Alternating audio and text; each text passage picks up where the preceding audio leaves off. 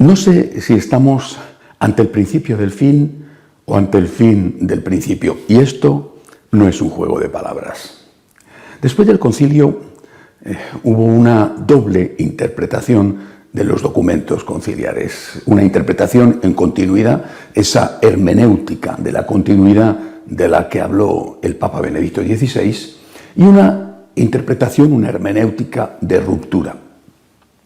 Para algunos, el concilio era una etapa importantísima de la vida de la Iglesia y tenía que ser leído en continuidad con lo anterior, empezando por la palabra de Dios.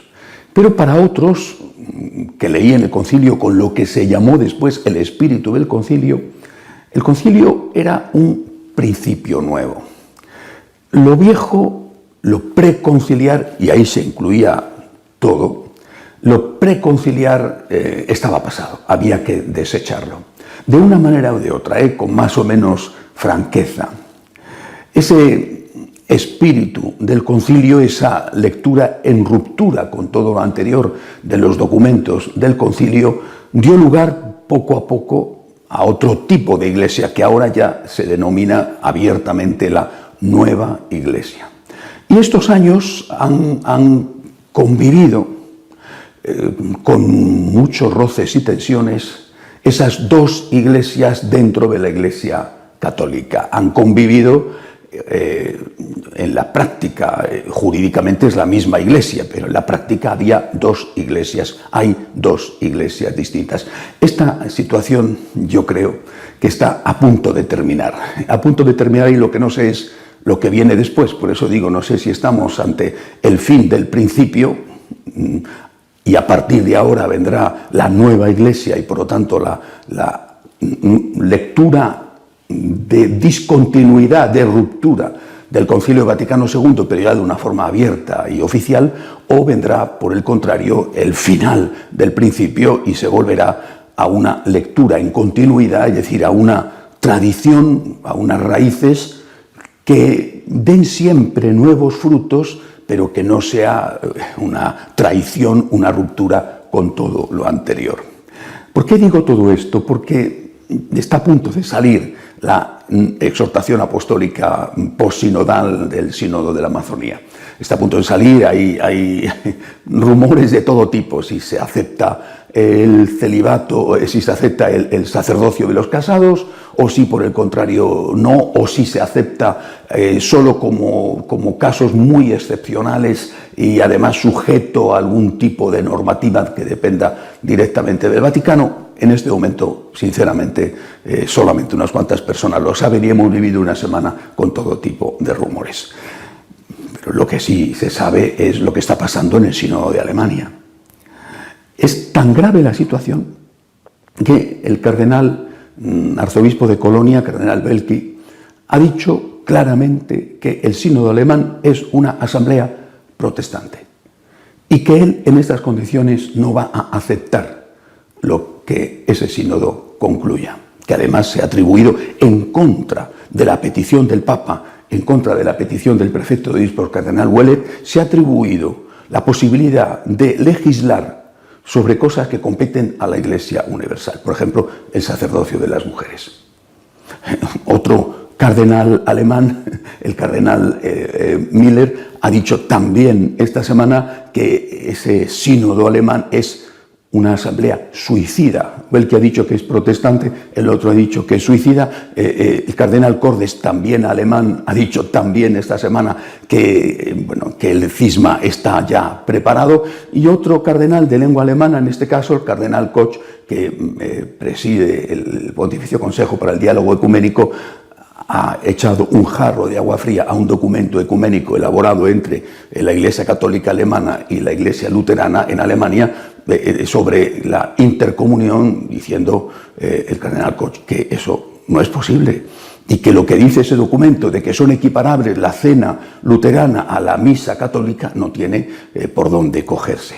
En el lado contrario, también ha habido serias y fuertes manifestaciones. Ahí me parece que la más grave es la del líder de los laicos de la diócesis de Colonia. Mientras el arzobispo decía esto es un sínodo protestante, una asamblea protestante, el líder de los laicos de Colonia le ha dicho a su arzobispo que está totalmente desfasado, que lo del sínodo no hay quien lo pare y que él ya no tiene ninguna autoridad sobre la diócesis. Yo no me imagino al líder de laicos, que no sé exactamente muy bien qué poder tendrá, no me imagino al líder de laicos de Madrid o de Barcelona o de cualquier diócesis española, y supongo que ninguna del resto del mundo, diciéndole abiertamente los medios de comunicación a su arzobispo o a su obispo o a su cardenal, diciéndole que no tiene autoridad ninguna en la diócesis. No me lo imagino, porque supongo que inmediatamente, si se atreviera a decirlo, quedaría destituido. En Alemania no. Esto es un signo de lo que está pasando. En Austria, también lengua alemana, porque parece que todo se cuece en torno al Rin. Bueno, pues en Austria un obispo recién elegido, recién consagrado, no solamente elegido, a los 4 días de ser ordenado obispo, ha hecho unas declaraciones diciendo que él quiere el sacerdocio, el celibato opcional, que quiere el sacerdocio para los casados. Esta es la situación. Es, repito, una situación de tal confrontación que o estamos ante el final de un principio que va a continuar ya como iglesia nueva, como ruptura total con lo que hemos vivido hasta ahora durante 2000 años, o estamos ante el principio de esta etapa de confusión que llevamos viviendo 50 años. No es que la cuestión del celibato sea absolutamente decisiva, es que hay curas casados en la Iglesia Católica de rito griego, por ejemplo. Benedicto XVI aceptó que el ordinariato, los que venían de la Iglesia anglicana y eran sacerdotes casados, fueran ordenados de nuevo, pero pudieran seguir viviendo como casados. Es que eso, para unos y para otros, está siendo interpretado como un dique de contención.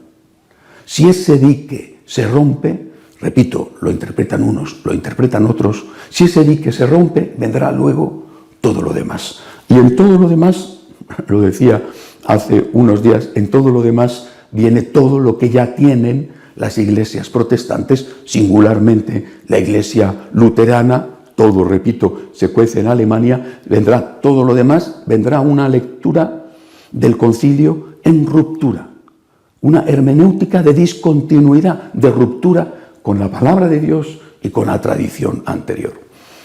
Yo creo que el Papa es muy consciente de esto. El Papa sabe que aceptar, en este caso, que en una región remota se puedan ordenar casados, va a suponer inmediatamente el fin del celibato, obligatorio para el resto de la Iglesia, porque las excepciones se van a multiplicar. Por eso no me parece casualidad, justamente en esta semana se haya anunciado que aparece un libro, entrevista al Papa Francisco, sobre San Juan Pablo II, y que en ese libro el Papa Francisco haya dicho que está en completa sintonía con San Juan Pablo II sobre el misterio del sacerdocio, ese don y misterio que es el sacerdocio, que piensa lo mismo que San Juan Pablo II sobre el sacerdocio, incluido el celibato sacerdotal. Lo vamos a ver de todas las formas dentro de poco, seguramente en la semana próxima. Creo que, repito, estamos en un momento decisivo, principio del fin de un tipo de iglesia que va a ser sustituida por la nueva iglesia de corte alemán, y no son palabras mías, según el cardenal de Colonia, una iglesia protestante, o final del principio de estos 50 años donde han convivido dos iglesias y donde ahora se pondrá de manifiesto cuál es la que tiene que seguir adelante. Tenemos que rezar, lo pido de verdad, tenemos que rezar. Y tenemos que rezar de una forma especial por el Papa Francisco. Él humildemente pide oraciones, tiene una grandísima responsabilidad, no puede estar solo en este momento. Tenemos que rezar por la Iglesia, tenemos que rezar por el Papa. El momento que vivimos es muy importante, hay que pedirle a Dios que nos ayude a todos y que ayude especialmente a los que están al frente de la Iglesia. Hasta la semana que viene, si Dios quiere.